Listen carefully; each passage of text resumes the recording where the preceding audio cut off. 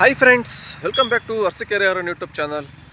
ಏನಿವತ್ತು bike tax hearing date ಇತ್ತಲ್ಲ supreme ಕೋರ್ಟಲ್ಲಿ, ನಮ್ಮ ರಾಜ್ಯ ಸರ್ಕಾರ ಬೈಕ್ ಟ್ಯಾಕ್ಸ್ ವಿರುದ್ಧ ತಿರುಗಿ ಬಿದ್ದಿದೆ ಅಂತಲೇ ಹೇಳ್ಬೋದು. ಈಗ ನಮ್ಮ ರಾಜ್ಯ ಸರ್ಕಾರ ಬೈಕ್ ಟ್ಯಾಕ್ಸ್ಗೆ ಯಾವುದೇ ಕಾರಣಕ್ಕೂ ನಾವು ಪರ್ಮಿಷನ್ ಕೊಡಲ್ಲ ಅಂತಾಗ ಸುಪ್ರೀಂ ಕೋರ್ಟಿಗೆ ಮತ್ತೆ ಮೇಲ್ಮನವಿ ಸಲ್ಲಿಸಿ ಅರ್ಜಿ ಹಾಕಿದೆ ಅಂತೆ. ಯಾವುದೇ ಕಾರಣಕ್ಕೂ ನಮಗೆ ಕರ್ನಾಟಕದಲ್ಲಿ ಬೈಕ್ ಟ್ಯಾಕ್ಸಿ ನೆಸೆಸಿಟಿ ಇಲ್ಲ, ನಮಗೆ ಬೇಕಾಗಿಲ್ಲ ಇದು ಅಂತ ಒಂದು ಬೈಕ್ ಟ್ಯಾಕ್ಸಿ ಬಗ್ಗೆ ಮಾತಾಡಿದ್ರಂತೆ. ಯಾಕೆ ಬೈಕ್ ಟ್ಯಾಕ್ಸಿ ಬಗ್ಗೆ ಇಷ್ಟೊಂದು ನೆಗ್ಲಿಜೆನ್ಸಿ, ಕೇರ್ಲೆಸ್ ಮಾಡ್ತಾ ಇರೋದು ನಮಗಂತೂ ಅರ್ಥ ಆಗ್ತಾ ಇಲ್ಲ. ಈಗ ಬೈಕ್ ಟ್ಯಾಕ್ಸಿ ಬಗ್ಗೆ ಏನೇನು ಅಪ್ಡೇಟ್ ಕಳಿಸಿದ್ದಾರೆ ಸುಪ್ರೀಂ ಕೋರ್ಟ್ಗೆ ಏನಾದ್ರ ಬಗ್ಗೆ ಮಾತಾಡೋಕ್ಕೆ ಮುಂಚೆ ಯಾರು ನಮ್ಮ ಫಸ್ಟ್ ಟೈಮ್ ನಮ್ಮ ಚಾನಲ್ ನೋಡ್ತಾ ಇದ್ದರೆ ಸಬ್ಸ್ಕ್ರೈಬ್ ಮಾಡ್ಕೊಂಡೆ, ದಯವಿಟ್ಟು ಸಬ್ಸ್ಕ್ರೈಬ್ ಮಾಡಿಕೊಂಡು ವಿಡಿಯೋನ ವಾಚ್ ಮಾಡಿ, ಹಾಗೆ ಲೈಕ್ ಮಾಡೋದು ಪ್ರತಿಯೊಬ್ಬರು ಮರಿಬೇಡಿ, ಆದಷ್ಟು ಶೇರ್ ಮಾಡಿ, ನಮ್ಮೆಲ್ಲ ಬೈಕ್ ಟ್ಯಾಕ್ಸಿ ವಿಷಯ ತಿಳಿಲಿ. ಇವಾಗ ಸುಪ್ರೀಂ ಕೋರ್ಟ್ಗೆ ಏನಪ್ಪ ನಮ್ಮ ರಾಜ್ಯ ಸರ್ಕಾರ ಮನವಿ ಸಲ್ಲಿಸಿದರೆ, ನಾವು ವೈಟ್ ಬೋರ್ಡಲ್ಲಿ ಬೈಕ್ ಟ್ಯಾಕ್ಸಿ ಮಾಡೋಕ್ಕೆ ಬಿಡಲ್ಲ, ನಮಗೆ ಇದು ಎಲ್ಲೋ ಬೋರ್ಡು ನಾವು ತರಲ್ಲ, ಇದು ನಮಗೆ ಬೇಕಾಗಿಲ್ಲ ನಮ್ಮ ಕರ್ನಾಟಕದಲ್ಲಿ, ಇದು ಒಂದು ಟ್ಯಾಕ್ಸಿ ಅಲ್ಲ, ಇದೇನಿದೆ ಪರ್ಸ್ನಲ್ ಯೂಸ್ಗೆ ಅಷ್ಟೇ, ಹಾಗಾಗಿ ನಾವು ಬೈಕ್ ಟ್ಯಾಕ್ಸ್ಗೆ ಪರ್ಮಿಷನ್ ಕೊಡಲ್ಲ ಅಂತವ ಖಂಡಿತವಾಗಿ ಸುಪ್ರೀಂ ಕೋರ್ಟ್ಗೆ ಅರ್ಜಿ ಹಾಕಿದೆ ಅಂತೆ. ಇದು ಫಸ್ಟ್ ಪಾಯಿಂಟು. ಸೆಕೆಂಡ್ ಪಾಯಿಂಟ್ ಬಂದ್ಬಿಟ್ಟು, ಇದು ಬೈಕಲ್ಲಿ ಯಾವುದೇ ಒಂದು ಸುರಕ್ಷತೆ ಇಲ್ಲ.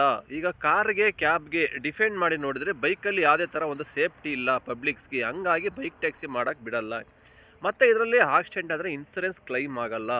ಟೂ ವೀಲರಲ್ಲಿ ಏನು ಥರ್ಡ್ ಪಾರ್ಟಿ ಇರ್ತಾರಲ್ಲ ಅವ್ರಿಗೆಲ್ಲ ಇನ್ಸೂರೆನ್ಸ್ ಕ್ಲೈಮ್ ಮಾಡೋಕ್ಕಾಗಲ್ಲ. ಹಾಗಾಗಿ ಇದು ಒಂದು ಕಾರಣ ಇಟ್ಕೊಂಡು ಬೈಕ್ ಟ್ಯಾಕ್ಸಿನ ಪರ್ಮಿಷನ್ ಕೊಡೋಕ್ಕಾಗಲ್ಲ. ಮತ್ತು ಬೈಕ್ ಟ್ಯಾಕ್ಸಿ ಬಂದರೆ ಆಟೋದವ್ರಿಗೆ, ಕ್ಯಾಬ್ನವ್ರಿಗೆ ತುಂಬ ಪ್ರಾಬ್ಲಮ್ ಆಗ್ತಾಯಿದೆ.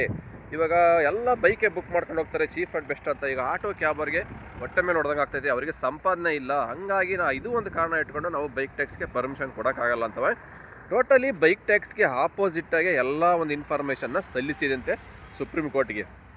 ಈಗ ನಮ್ಮ ಪ್ರಕಾರ ಹೇಳ್ಬೇಕಂದ್ರೆ ಎಲ್ಲ ಇಲ್ಲಿ ಆಟೋದವರು, ಕ್ಯಾಬರೇ ಬದುಕಬೇಕಾ? ಬೈಕ್ ಟ್ಯಾಕ್ಸಿ ರೈಡರ್ಸ್ ಬದುಕೋದು ಬೇಡವಾಂಗಾರೆ? ಇವರೇನು ಮನುಷ್ಯರಲ್ವಾ? ಇವರು ಬಡವರ ತಾನೆ, ಇವರು ಸಾಧಾರಣ ಮಿಡಲ್ ಕ್ಲಾಸ್ ಫ್ಯಾಮಿಲಿಯಿಂದ ಬಂದಿರೋರ್ತಾನೆ, ಇವರೇನು ಓಟ್ ಹಾಕಲ್ವಾ ಕಾಂಗ್ರೆಸ್ಗೆ? ಹಂಗಾರೆ ಯಾಕೆ ಬೈಕ್ ಟ್ಯಾಕ್ಸಿ ವಿರೋಧವಾಗಿ ಮಾಡ್ತಾಯಿದ್ದಾರೆ? ಎಲ್ಲರೂ ಇಲ್ಲಿ ಕನ್ನಡದವ್ರಿಗೆ ಮೊದಲು ಆದ್ಯತೆ ಕೊಡಲಿ, ನಾವಿಲ್ಲ ಅಂತ ಹೇಳ್ತಾ ಇಲ್ಲ. ಇವತ್ತು ಆಟೋದಲ್ಲಿ ಏನಂಗಾರೆ ಕನ್ನಡದವರೇ, ಎಲ್ಲ ಕರ್ನಾಟಕದಲ್ಲಿರೋರು ಕನ್ನಡದವರೇ ಓಡಿಸ್ತಾ ಇದ್ದಾರೆ ಆಟೋನ, ಇಲ್ಲ ತಾನೆ? ಎಷ್ಟು ಸ್ಟೇಟಲ್ಲಿ ಬಂದು ಆಟೋ ಓಡಿಸ್ತಾ ಇದ್ದಾರೆ, ತೊಗೊಂಡು ಇಲ್ಲಿ ಬಾಡಿಗೆಗೆ ಓಡಿಸ್ತಾ ಇದ್ದಾರೆ, ಸ್ವಂತಕ್ಕೆ ತೊಗೊಂಡು ಓಡಿಸ್ತಾ ಇದ್ದಾರೆ. ಬೈಕ್ ಟ್ಯಾಕ್ಸಿಯಲ್ಲಿ ಮಾತ್ರ ಹೇಳ್ತಾರೆ ಅನ್ಯ ಭಾಷಿಗರೇ ಇದ್ದಾರೆ ಎಲ್ಲ, ಹಂಗಾಗಿ ಬೇಡ ನಮಗೆ ಬೈಕ್ ಟ್ಯಾಕ್ಸಿ ಅಂತಾರೆ. ಅನ್ಯ ಭಾಷಿಗರು ಒಂದು 30% ಇರ್ಬೋದು, ಕನ್ನಡದವರು 70% ಇದ್ದಾರೆ. ಎಲ್ಲ ಥರ ಹ್ಯಾಂಗಲ್ಲ ಥಿಂಕ್ ಮಾಡಿ ಇಬ್ಬರು ಜೀವನ ಮಾಡಬೇಕು. ಹೈಕೋರ್ಟೇ ಹೇಳಿದೆ ನಮ್ಮ ರಾಜ್ಯ ಸರ್ಕಾರದ್ದು ಅಲ್ವಾ, ಯಾರು ಹೊಟ್ಟೆ ಮೇಲೆ ಯಾರು ಹೊಡೆಯೋಂಗಿಲ್ಲ, ಯಾರು ಅನ್ನ ಕಿತ್ಕೊಳಂಗಿಲ್ಲ, ಇಲ್ಲ ಅವರು ಬದುಕಬೇಕು, ಇವರು ಬದುಕಬೇಕು. ನೀವೇನು ಅದಕ್ಕೆ ಆದ ಒಂದು ಪಾಲಿಸಿ ತೊಗೊಂಬನ್ನಿ, ರಚನೆ ಮಾಡಿ, ಅವರು ಡ್ಯೂಟಿ ಮಾಡಲಿ ಅಲ್ವಾ. ರೂಲ್ಸ್ ಆ್ಯಂಡ್ ರೆಗ್ಯುಲೇಷನ್ ತನ್ನಿ, ಒಂದು ಎಲ್ಲೋ ಬೋರ್ಡ್ ತನ್ನಿ, ಒಂದು ಯೂನಿಫಾರ್ಮ್ ತನ್ನಿ, ಫುಲ್ ಹೆಲ್ಮೆಟ್ ಕೊಡಿ, ಬ್ಯಾಡ್ಜ್ ಮಾಡಿಸಿ, ಅವರು ಅದೇನು ಟ್ಯಾಕ್ಸ್ ಕಟ್ತಾರೆ. ಈ ಥರ ಅನೇಕ ರೂಲ್ಸ್ಗಳನ್ನ ಜಾರಿ ಮಾಡಿ ಬೈಕ್ ಟ್ಯಾಕ್ಸ್ಗೆ ಅನುಮತಿ ಕೊಡಿ ಅಂತ ಹೈಕೋರ್ಟ್ ಹೇಳಿದರೆ, ಅದ್ರ ವಿರುದ್ಧನೂ ಹೋಯ್ತು ನಮ್ಮ ರಾಜ್ಯ ಸರ್ಕಾರ, ನಮಗೆ ಬೈಕ್ ಟ್ಯಾಕ್ಸಿ ಬೇಡ ಅಂತ ಸುಪ್ರೀಂ ಕೋರ್ಟ್ಗೆ ಹೋಯ್ತು. ಈಗ ಸುಪ್ರೀಂ ಕೋರ್ಟಿಗೂ ಸೇಮ್ ಮನವಿನ ಸಲ್ಲಿಸಿದಂತೆ, ಬೈಕ್ ಟ್ಯಾಕ್ಸಿ ನಮಗೆ ಬೇಡ, ಒಂದೇ ಮಾತು. ಇದಕ್ಕೆ ಕೆಲವೊಂದು ಅನೇಕ ಕಾರಣಗಳು ಕೊಟ್ಕೊಂಡು ಹೋಗಿದೆ. ಯಾಕೆ ಬೈಕ್ ಟ್ಯಾಕ್ಸ್ಗೆ ಇಷ್ಟೊಂದು ವಿರೋಧ? ಬೈಕ್ ಟ್ಯಾಕ್ಸಿಂದ ಏನು ತೊಂದರೆ ಆಗ್ತಾಯಿದೆ? ಎಲ್ಲೋ ಬೋರ್ಡ್ ಕನ್ವರ್ಟ್ ಮಾಡಿಕೊಂಡ್ರೆ ಗೌರ್ಮೆಂಟ್ಗೆ ಟ್ಯಾಕ್ಸ್ ಹೋಗುತ್ತಲ್ವ? ಟ್ಯಾಕ್ಸ್ ಏನು ಹೋಗ್ದಂಗೆ ಇರಲ್ಲ, ಅವ್ರಿಗೂ ಟ್ಯಾಕ್ಸ್ ಕಟ್ತಾರೆ ಎಲ್ಲರೂ, ಪ್ರತಿಯೊಬ್ಬರೂ. ಗೌರ್ಮೆಂಟ್ಗೆ ಇನ್ಕಮ್ ಇದೆಯಲ್ವ, ಕಂಪ್ನಿಯಿಂದ GST ಪಾವತಿ ಆಗುತ್ತೆ, ಏನು ಕಸ್ಟಮರಿಂದ ಕಲೆಕ್ಟ್ ಆಗುತ್ತಲ್ವ, ಎಲ್ಲ ಥರ ಇನ್ಕಮ್ ಇದೆ. ಸೇಫ್ಟಿ ವಿಚಾರಕ್ಕೆ ಬಂದರೆ ಯಾವ ವೆಹಿಕಲ್ಲು ಸೇಫ್ಟಿ ಇಲ್ಲ ಮನುಷ್ಯನಿಗೆ. ಬೈಕಲ್ಲೇ ಆಕ್ಸಿಡೆಂಟ್ ಆಗುತ್ತೆ ಅಂತ ಹೇಳೋಕ್ಕಾಗಲ್ಲ. ಇವತ್ತು ಏನು ಬೈಕಲ್ಲಿ ಬೆರಳೆಣಿಕೆ ಅಷ್ಟೇ ಆಕ್ಸಿಡೆಂಟ್ ಆದ್ರೂ ಒಬ್ಬರು ಇಬ್ಬರು ಹೋಗ್ತಾರೆ. ಆಟೋದಲ್ಲಿ ಎಷ್ಟು ಆಕ್ಸಿಡೆಂಟ್ ಆಗಿದ್ದಾವೆ? ಈ ಕೆಲವೊಂದು ಏರಿಯಾಗಳಲ್ಲಿ ನೋಡ್ತಾ ಇರ್ತೀವಿ ನಾವು, ಆಟೋದಲ್ಲಿ 3 ಪ್ಯಾಸೆಂಜರ್ ಆಗ್ತಕ್ಕಂಥ ಆಟೋಕ್ಕೆ 7-8 ಜನ ಕುರಿ ತುಂಬ್ಕೊಂಡು ಹೋಗ್ತಾ ಇರ್ತಾರಲ್ವ. ಇನ್ ಕೇಸ್ ಏನಾರು ಆಗಬಾರ್ದು ಆಯ್ತಂದ್ರೆ 8 ಜನನೂ ಹೋಗ್ತಾರಲ್ವ. 8 ಜನಕ್ಕೆ ಏನಾದ್ರು ಇನ್ಸೂರೆನ್ಸ್ ಕ್ಲೈಮ್ ಆಗುತ್ತೆ ಆಟೋದಲ್ಲಿ? ಹೇಳಿ, ಇಲ್ಲ ತಾನೆ? ಎಲ್ಲ ಥರ ಹೆಂಗದಲ್ಲ ಥಿಂಕ್ ಮಾಡಬೇಕು. ಇಲ್ಲಿ ಒಬ್ಬರೇ ಬದುಕೋದಲ್ಲ, ಎಲ್ಲರೂ ಬದುಕಬೇಕು. ಹಂಗಾಗಿ ಆಟೋಕ್ಕೊಂದು ನ್ಯಾಯ, ಬೈಕಿಗೊಂದು ನ್ಯಾಯ, ಕ್ಯಾಬಿಗೊಂದು ನ್ಯಾಯ ಮಾಡಬಾರ್ದು ನಮ್ಮ ರಾಜ್ಯ ಸರ್ಕಾರ. ಆದಷ್ಟು ರೂಲ್ಸ್ ಆ್ಯಂಡ್ ರೆಗ್ಯುಲೇಷನ್ ತಂದು ಬೈಕ್ ಟ್ಯಾಕ್ಸ್ಗೆ ಪರ್ಮಿಷನ್ ಕೊಡೋದ್ರ ಕಡೆ ಗಮನ ಕೊಡಬೇಕು. ಈಗ ಇವ್ರು ಹೇಳಿದ ತಕ್ಷಣವೇ ಸುಪ್ರೀಂ ಕೋರ್ಟ್ ಫೈನಲ್ ಇದೇ ಒಂದು ತೀರ್ಪನ್ನ ತಗೊಂಡು ಜಡ್ಜ್ಮೆಂಟ್ ಕೊಡೋಕ್ಕಾಗಲ್ಲ.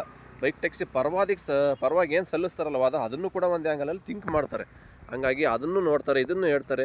ಇಲ್ಲಿ ಎಷ್ಟು ಜನ ಕೆಲಸ ಮಾಡ್ತಾರೆ, ಎಷ್ಟು ಜನ ಕೆಲಸ ಹೋಗುತ್ತೆ, ಇದನ್ನು ನಂಬ್ಕೊಂಡು ಎಷ್ಟು ಜನ ಇದ್ದರು, ಪ್ರತಿಯೊಂದು ಎಲ್ಲ ಥಿಂಕ್ ಮಾಡಿ ಫೈನಲಿ ಒಂದು ರಿಸಲ್ಟ್ ಬರುತ್ತೆ. ಬಟ್ ಇವತ್ತೇ ಫೈನಲ್ ರಿಸಲ್ಟ್ ಬರುತ್ತೆ ಅಂತ ಹೇಳೋಕ್ಕಾಗ್ತಾಯಿಲ್ಲ. ಯಾಕೆಂದರೆ ಇನ್ನು ವಾದ ವಿವಾದ ಬೇಜಾನ್ ನಡೀತೆ ಬೈಕ್ ಟ್ಯಾಕ್ಸಿ ಪರವಾಗಿ ವಿರೋಧವಾಗಿ. ಈಗ ಹೈಕೋರ್ಟ್ಗೆ ಎಷ್ಟು ಹಿಯರಿಂಗ್ ಡೇಟ್ ಕೊಟ್ಟು ಫೈನಲ್ ಆಗಿ ನಮ್ಮ ಬೈಕ್ ಟ್ಯಾಕ್ಸಿನ ಮಾಡ್ಬೋದು ಅಂತ ಹೇಗೆ ಪರ್ಮಿಷನ್ ಕೊಡ್ತು, ಅದೇ ಥರ ಸುಪ್ರೀಂ ಕೋರ್ಟಲ್ಲೂ ಸುಮಾರು ಹಿಯರಿಂಗ್ ಡೇಟ್ ನಡೆಯುತ್ತೆ. ವಾದ ವಿವಾದಗಳು ಏನೇ ಚರ್ಚೆ ನಡೆದ್ರು ಫೈನಲ್ ಆಗಿ ಬೈಕ್ ಟ್ಯಾಕ್ಸಿನ ಒಂದು ನ್ಯಾಯಯುತವಾಗಿ ಕೊಡ್ತಾರೆ ಪರ್ಮಿಷನ್. ಇದು ಒಂದು ಟ್ರಾನ್ಸ್ಪೋರ್ಟ್ ವೆಹಿಕಲ್ಲೇ ಮಾಡ್ಬೋದು, ಬೇರೆ ಸ್ಟೇಟಲ್ಲಿ ರನ್ ಆಗ್ತಾಯಿದೆ, ಅಂತ ಒಂದು ಎಲ್ಲೋ ಬೋರ್ಡ್ಗೆ ಅವ್ರು ಕನ್ವರ್ಟ್ ಮಾಡಿ ಇಂತಿಷ್ಟು ಜನ ಮಾಡಬೇಕು ಕರ್ನಾಟಕದವ್ರು ಅಂತ ಒಂದು ಪರ್ಮಿಷನ್ ಬರುತ್ತೆ ಲೀಗಲಾಗಿ. ಒಟ್ಟಾರೆ ಅಲ್ಲಿವರೆಗೂ ಕಾಯಬೇಕಾಗತ್ತೆ. ಬಟ್ ಕಂಪ್ಲೀಟ್ ಬ್ಯಾನ್ ಅಂತ ಮಾಡೋಕ್ಕೂ ಆಗಲ್ಲ, ಮಾಡಲೂಬಾರ್ದು. ಇದನ್ನ ನಂಬ್ಕೊಂಡು ಸುಮಾರು ಅನೇಕ ಜನ ಡ್ಯೂಟಿ ಮಾಡ್ತಿರೋದು ನಾವು, ಅವ್ರು ಹೊಟ್ಟೆ ಮೇಲೆ ಹೊಡೆದಂಗೆ ಆಗುತ್ತೆ. ಹಂಗಾಗಿ ಎಲ್ಲರೂ ಬದುಕಬೇಕು. ಇಲ್ಲಿ ಆಟೋದವರು ಬದುಕಬೇಕು, ಕ್ಯಾಬ್ ಅವರು ಬದುಕಬೇಕು. ಯಾರು ಏನು ಶ್ರೀಮಂತರಿಲ್ಲ, ಕೋಟ್ಯಾಧೀಶರಿಲ್ಲ, ಎಲ್ಲರೂ ಬಡವರೇ ಜೀವನ ಮಾಡೋಕ್ಕೆ ಬಂದಿರೋದು. ಹಂಗಾಗಿ ಒಂದೇ ಆ್ಯಂಗಲಲ್ಲಿ ಥಿಂಕ್ ಮಾಡಿ ಬರೀ ಆಟೋಕ್ಕೆ ಪರ್ಮಿಷನ್ ಕೊಡೋದು, ಅವರೇ ಮಾಡಬೇಕು, ಬೈಕ್ ಟ್ಯಾಕ್ಸಿ ನಾವು ಪರ್ಮಿಷನ್ ಕೊಡಲ್ಲ, ಇದು ಬೇಡ ಅಂದರೆ ಎಲ್ರಿಗೂ ಕಷ್ಟ ಆಗುತ್ತೆ. ಅದನ್ನೇ ನಂಬ್ಕೊಂಡು ಸುಮಾರು ಲಕ್ಷಾಂತರ ಫ್ಯಾಮಿಲಿಗಳಿದ್ದಾವೆ, ಎಲ್ಲರೂ ಜೀವನ ಮಾಡಬೇಕಲ್ಲ. ಹಂಗಾಗಿ ಎಲ್ಲ ಆ್ಯಂಗಲಲ್ಲಿ ಥಿಂಕ್ ಮಾಡಿ ಬೈಕ್ ಟ್ಯಾಕ್ಸ್ಗೆ ಫೈನಲ್ ಆಗಿ ಪರ್ಮಿಷನ್ ಕೊಡಲೇಬೇಕು. ಇದು ನಮ್ಮ ಕಡೆಯಿಂದ ಕಳಕಳಿಯ ಮನವಿ. ಇಷ್ಟು ಹೇಳ್ತಾ ವಿಡಿಯೋ ಇಲ್ಲಿಗೆ ಮುಗಿಸ್ತಾ ಇದ್ದೀನಿ. ಮತ್ತೆ ಸಿಗ್ತೀನಿ ಮುಂದಿನ ವಿಡಿಯೋದಲ್ಲಿ. ಅಲ್ಲಿವರೆಗೂ take care, bye bye, have a nice day. Jai Hind, Jai Karnataka ಮಾತೆ.